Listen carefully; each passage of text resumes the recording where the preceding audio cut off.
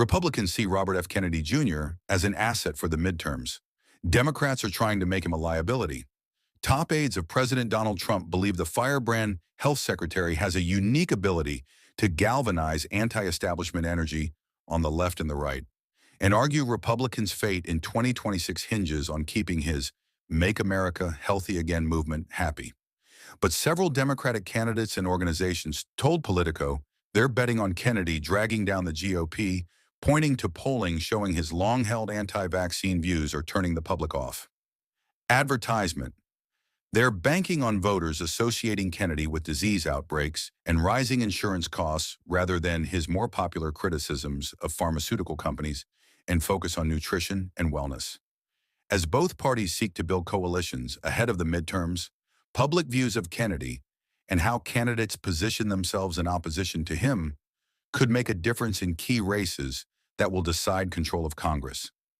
With RFK Jr. in office, we've had in Minnesota this year over 20 cases of measles, a disease that should have been eradicated a generation ago.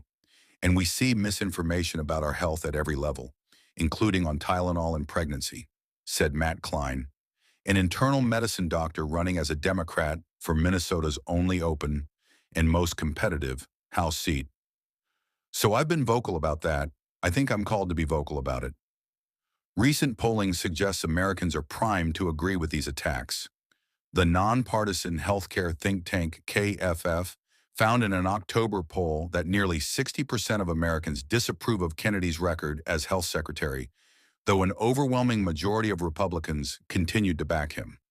Another October KFF poll found 40% of parents who identify with the MAHA movement don't trust Kennedy to give reliable information about vaccines, while more than 75% of non-MAHA supporting parents said the same advertisement.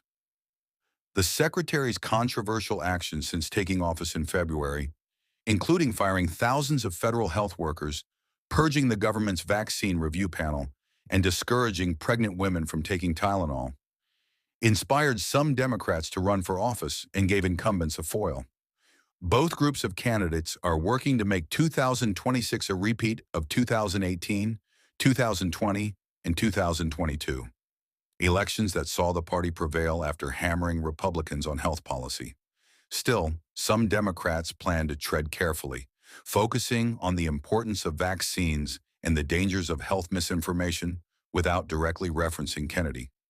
These issues are bigger than politics and bigger than one individual, said Thomas Fisher, an emergency room doctor running in a crowded Democratic primary for an open house seat in Illinois. So instead, I tend to talk about honoring our shared humanity and creating policies that reflect that, rather than trying to make this into me against this individual.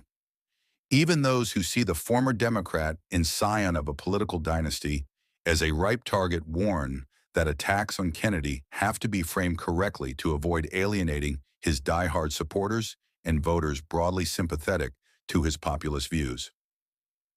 C.J. Warnke, the spokesperson for House Majority Forward, a PAC that aims to flip the House to Democratic control, said his group is seriously considering running ads in the midterms tying vulnerable Republicans to Kennedy, as they did earlier this year.